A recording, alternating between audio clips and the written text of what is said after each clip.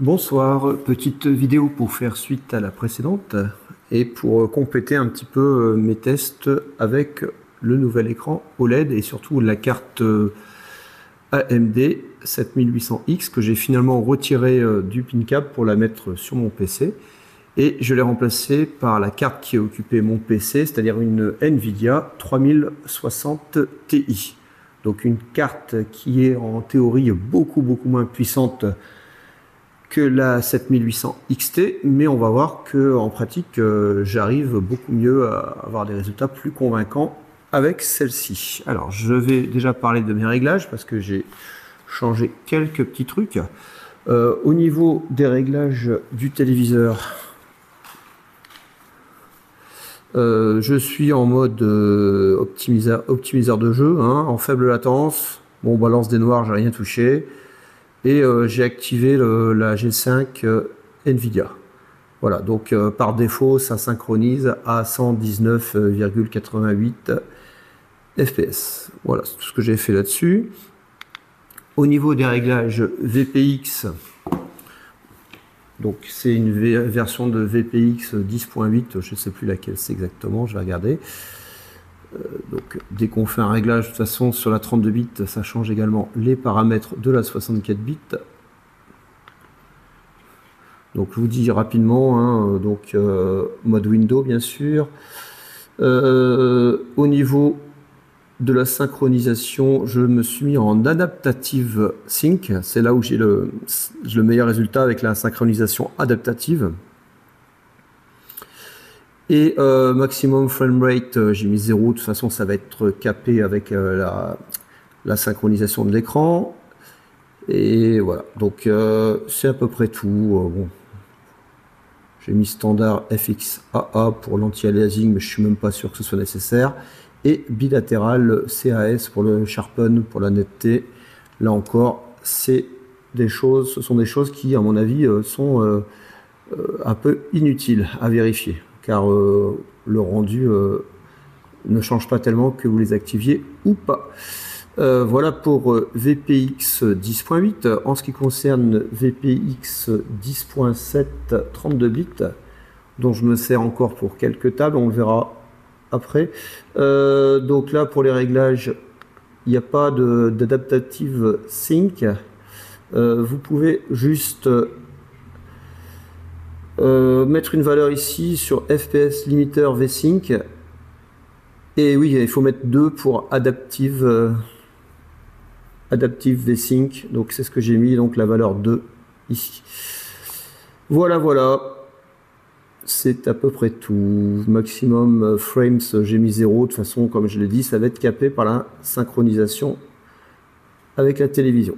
Ok, allez, je vais lancer une première table VPX 32 bits. Allez. Là, c'est du 64. Je vais lancer en 32 pour tester. Bon, il n'y a pas vraiment de différence entre 32 et 64 bits au niveau des performances. À savoir que certaines tables tournent uniquement en 64 bits. Donc, ça sera nécessaire notamment pour la Police Force, dont les textures sont très dégradées si vous la faites tourner en 32 bits. Donc, je vais lancer Iron Maiden, un grand classique, sorti il y a à peu près un an. C'était sorti, je crois, le 1er janvier ou le 31 décembre. C'était le cadeau de fin d'année de VPW. Magnifique table. Une des meilleures. Voilà. Legacy of the Beast. Je lance la table.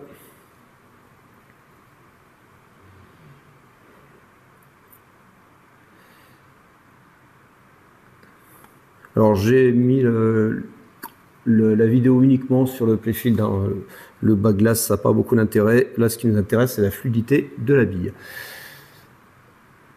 Alors oui, tout à l'heure, sur le groupe Monte ton câble, je parlais en fait de problèmes de commutation d'écran, où l'écran devenait noir pendant une seconde ou deux avant de reprendre son affichage.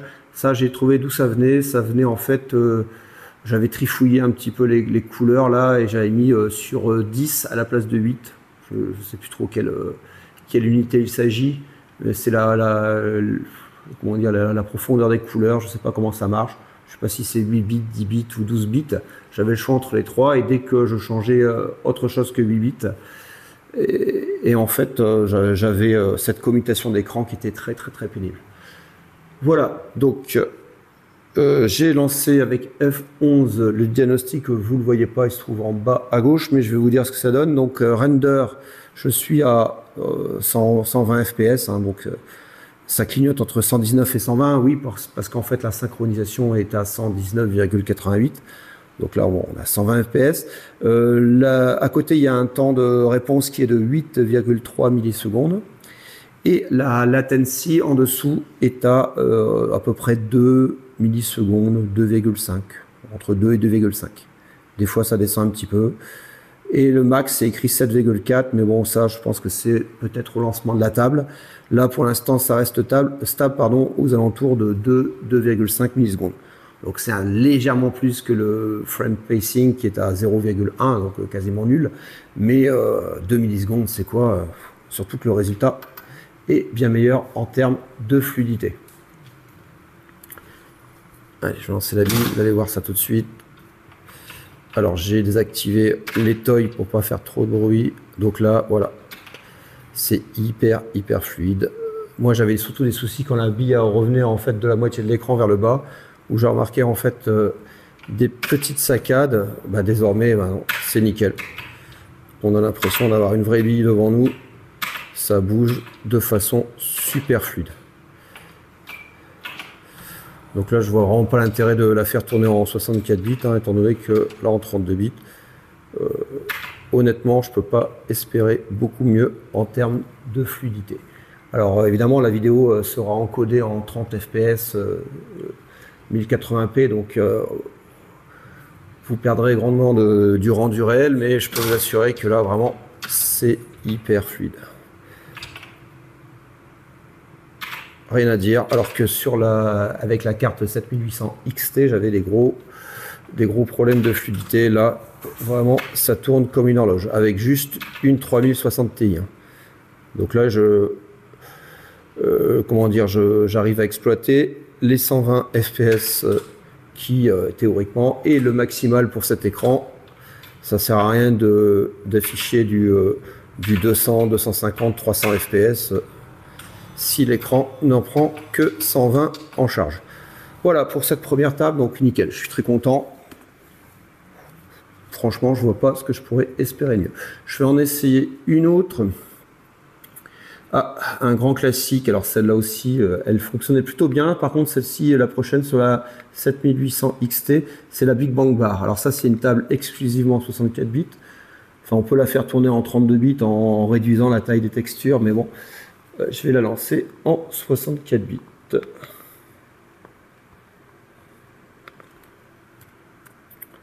Alors, où te caches-tu? Alors, avec tous ces réglages, je n'ai pas encore eu le temps de tester la nouvelle table Megadef qui a l'air extraordinaire. Donc, j'ai bougé un peu la caméra. Bon, ça ira bien.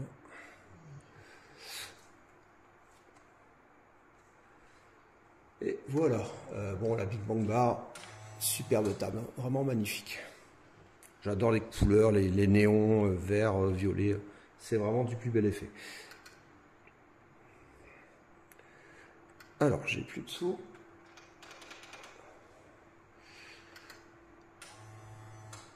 C'est parti. Alors, tout de suite, je vais lancer F11 pour regarder les statistiques. Donc pareil, hein, 120 fps, 8,3 millisecondes. Juste à côté, c'est écrit, donc ça c'est le retard d'affichage, j'imagine. Et enfin, la latence, elle est cette fois-ci encore plus basse, elle est de 1,6 millisecondes. Donc vraiment très faible. Et là, pareil, on a une fluidité vraiment d'enfer.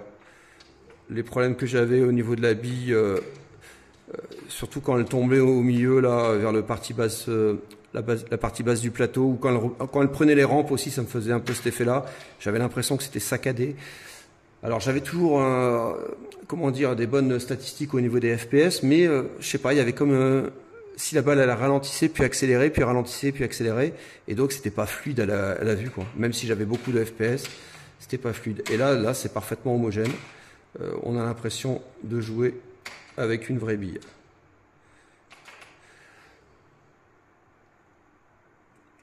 Rien à dire, c'est parfait. Je vais augmenter un petit peu la difficulté avec une table après celle-ci. La fois dernière, dans la dernière vidéo, j'avais de gros soucis avec la ACDC notamment, qui laguait à mort, alors que c'est pas forcément la table la plus gourmande en plus, mais j'avais des gros problèmes de fluidité sur la ACDC.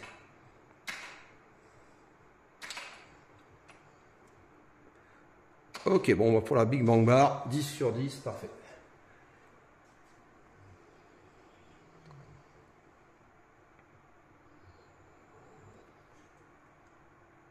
Alors, est-ce que j'ai quitté? Ah, j'ai un petit bug à la fermeture, bizarre. Tiens donc, que se passe-t-il? Très bizarre, ça a bloqué le jeu. C'est très rare que ça m'arrive, mais bon, là, c'était le cas.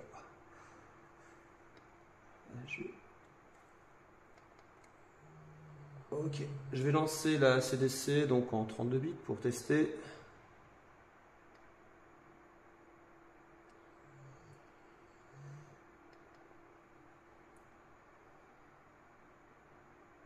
Alors j'espère que ça va pas planter les trucs parce que j'ai encore quelques LED qui sont restés allumés sur le côté.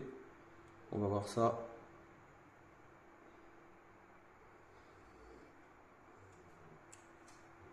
Non, ça a l'air d'aller.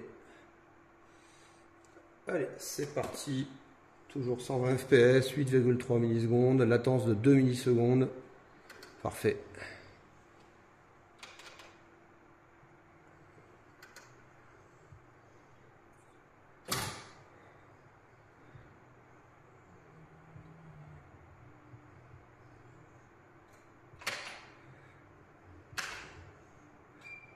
Bon, bah rien à voir avec ce que j'avais précédemment sur la 7800 XT. C'est vraiment très fluide.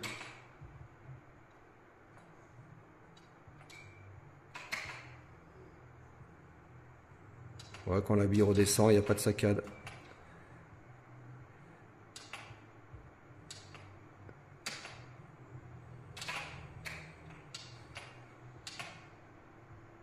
Ok, impeccable.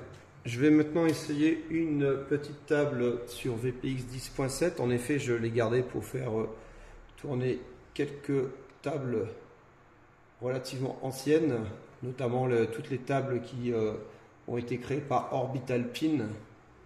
Alors ça c'est rigolo parce que c'est la deuxième fois que ça me bloque la table à la sortie. À voir. Il faudrait que je regarde. Il y a peut-être eu un petit bug quelque part. Je suis obligé de force close à chaque fois les tables. C'est pas normal. Ah, il y a toujours un truc. Hein. Alors, 10.7, 32 bits. Et je vais lancer la table Harry Potter. Alors, tout ce qui est Harry Potter, Pizza Time, Stranger Things, toutes ces tables-là, j'ai trouvé qu'elles tournaient mieux en 10.7 qu'en 10.8. Ce sont des tables assez anciennes. Et en 10.8, enfin c'était avec mon ancienne carte graphique, hein, j'ai pas réessayé depuis, donc ça saccadait un petit peu plus en 10.8. Alors pour la Harry Potter, on va voir ce que ça donne. Donc F11. Alors cette fois-ci c'est affiché en haut les FPS. On est, alors ça c'est rigolo, ça alterne entre 60 et 180. Il y a peut-être quelque chose que j'ai mal fait là, à vérifier. Je vais peut-être désactiver la synchronisation verticale. Je l'ai mis sur 2, j'aurais peut-être dû la mettre sur 0, je vais réessayer.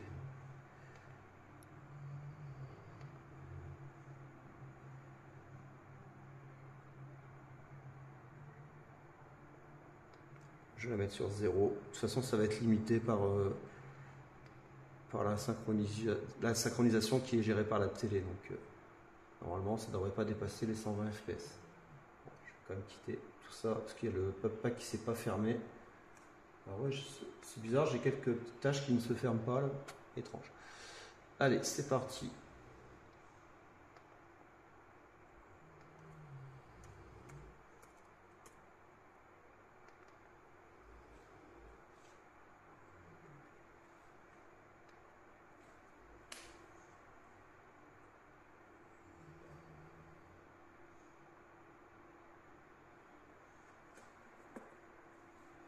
Alors, F11. Ok, c'est pas capé en fait, parce que là je suis à 188 FPS. Peut-être que j'aurais dû mettre une valeur limite au niveau du rendu, enfin des frames. Ok, il n'y a pas de souci particulier, c'est assez fluide. Bon, la table est un petit peu plus ancienne,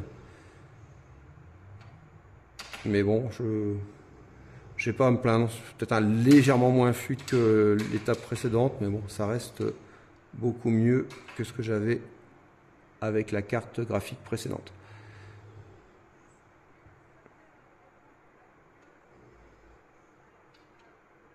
Alors c'est bizarre que la synchronisation de la télé ne bloque pas les FPS au-delà de 120. Ou bien la carte les calcule mais elles ne sont pas affichées. Bon bah c'est super, il n'y a pas de problème. Voilà. Allez, une petite dernière, je vais tenter une table Future Pinball.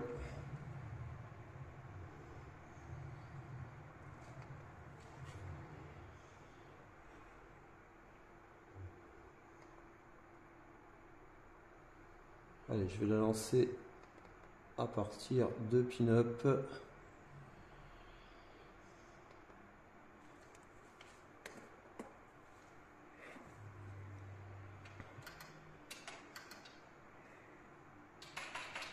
Allez, voilà pour la Sonic qui n'est pas très longue au niveau du chargement.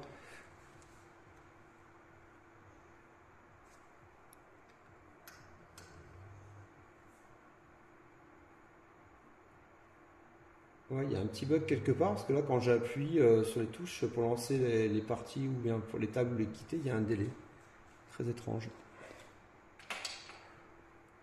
Ah, lorsqu'on pense avoir réglé un problème, il y en a toujours un autre qui surgit, malheureusement. Bon, non, ça veut pas. Bon. Ah, ça y est, le loading s'est lancé. Ça m'avait déjà fait ça il y a quelques mois, cette histoire de que ça mettait du temps avant de lancer les tables. Je pense qu'après un petit reboot, ça devrait disparaître.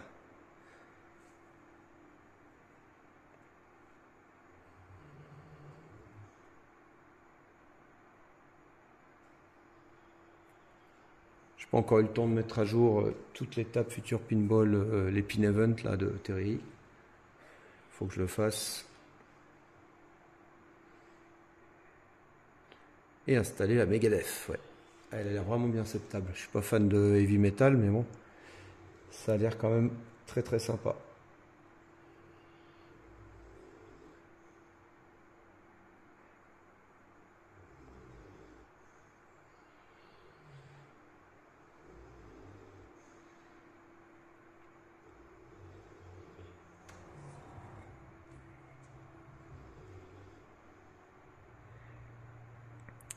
Et voilà, alors là c'est F11 pour afficher, pas F11, F9 pour afficher les stats.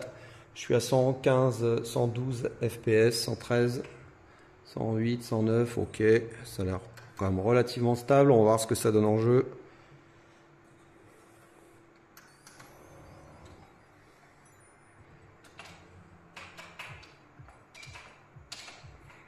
Ok, pas de problème. Elle est sympa cette petite bille Sonic.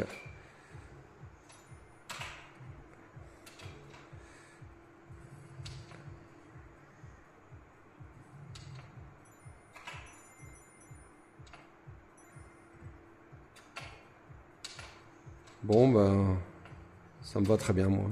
Pas de problème. C'est fluide.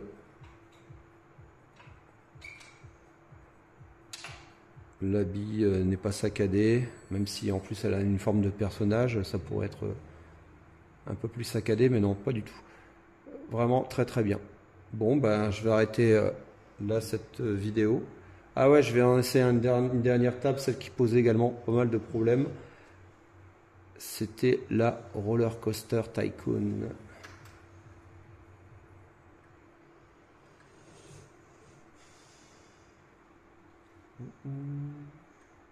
Alors, ah ben là, j'ai réussi à quitter.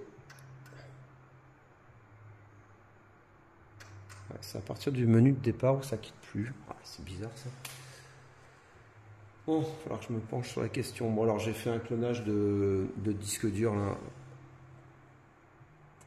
Dès que je progresse un petit peu, ben, ça clone. Et peut-être que je vais devoir reprendre ma version précédente pour voir ce qui ne va pas. Alors en tout cas, si vous avez de la commutation avec un écran noir comme ça qui dure 1 seconde ou 2, il y a de fortes chances que ce soit au niveau des couleurs. Je vais regarder un petit peu comment ça s'appelle. Ah bah ça y est, quitté entre temps. Je vais vous dire ça. Donc c'est dans... Je sais même plus. Ah, je crois savoir pourquoi. Parce que ma carte Wi-Fi elle s'est déconnectée. J'avais eu ça la fois dernière aussi. Quand ma carte Wi-Fi se déconnecte, et ben, je sais pas pourquoi, ça ralentit la sortie de pin-up. Trop bizarre. Alors que ça devrait rien avoir, mais bon. J'avais eu le même tour une fois. Alors, ce qui posait problème, donc c'était dans Adjust Video. Non, c'était pas là-dedans. Dans Change Resolution, je crois que c'est en dessous. Voilà. Output, Color, Depth, profondeur des couleurs de sortie. C'est en 8 BPC. Je pense que c'est des BPC, non. Bit par quelque chose, je sais pas. Donc vous avez le choix entre 8, 10 et 12. Et ben, ne mettez pas 10 ou 12 parce que sinon vous allez avoir une commutation. Enfin, et en plus, au rendu visuel, j'ai pas vraiment vu de différence. Enfin, moi je supporte pas le fait d'avoir l'écran qui passe au noir pendant 2 secondes. C'est insupportable. Donc voilà le coupable. Allez, une petite dernière, j'ai dit la Roller Coaster Tycoon. Je vais la lancer en 64 bits celle-ci. C'est une table relativement récente de VPW et ce n'est pas la mieux optimisée. Contrairement à la Big Bang Bar, on va voir que là, celle-là, elle est un petit peu plus retors.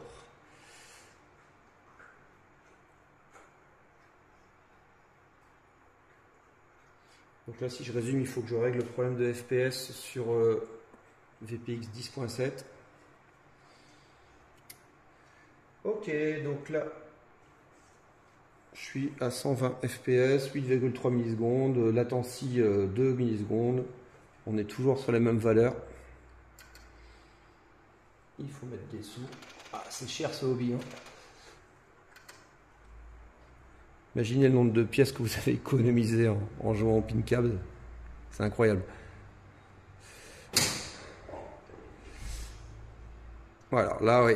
Là, j'ai des petits lags. J'ai eu les petits lags au niveau du personnage.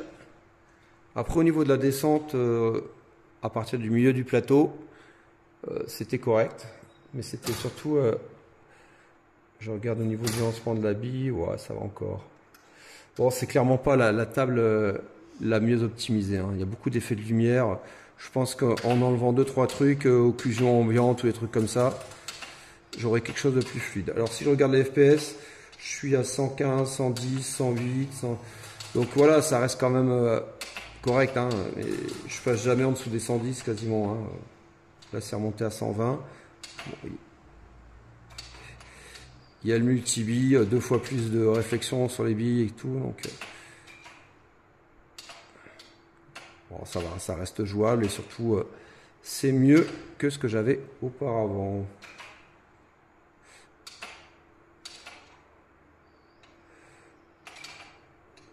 Mais bon, c'est clairement pas la table la mieux optimisée quand même.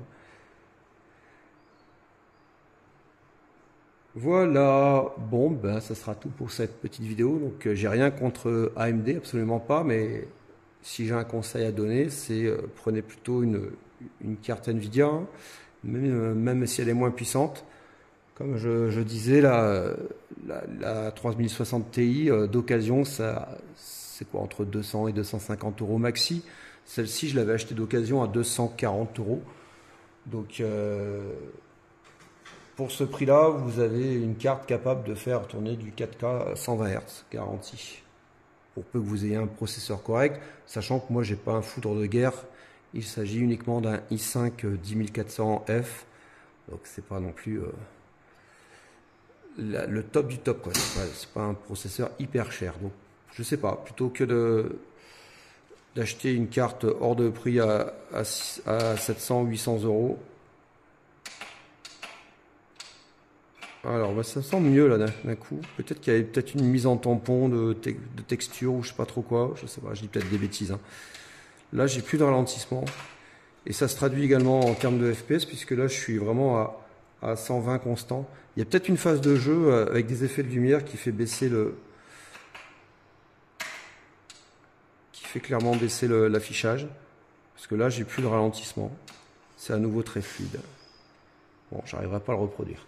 Voilà, merci si vous avez eu la patience de m'écouter. N'hésitez pas à poster des commentaires, à m'aider. Notamment, j'ai besoin de vous pour un petit souci. Ceux qui possèdent un écran LG OLED, c'est au niveau de l'allumage. Donc, Cyril, un copain là, m'a expliqué qu'il fallait utiliser une application qui se trouve sur GitHub qui s'appelle LG Compagnon, qui permettrait d'allumer le téléviseur via Wi-Fi, via un signal Wi-Fi. Parce que là, actuellement, ce qui se passe, c'est lorsque j'allume le pin câble, ça allume bien le téléviseur, donc j'étais content. Sauf que ça ne bascule pas sur la chaîne HDMI qui correspond à Windows. Donc ça me laisse sur le menu du téléviseur, donc je suis obligé de prendre la télécommande, de zapper sur le HDMI 2. C'est la chaîne qui correspond à l'ARC, HDMI ARC, mais ça ne fonctionne pas. En fait, ça fonctionne peut-être pour envoyer des signaux vers une box TV, etc. Mais dans ce sens-là, avec un PC, ça ne fonctionne pas. Et aussi, dernière chose, lorsque j'éteins le PC, mon écran ne se met pas en veille, il se met en no signal, donc je suis obligé de l'éteindre avant de couper le courant. C'est pas toujours très pratique. Voilà, je vous souhaite une bonne nuit et surtout bon jeu à tous. Il est un peu tard pour que je télécharge la Megadeth, mais je pense le faire très prochainement. Bonne soirée!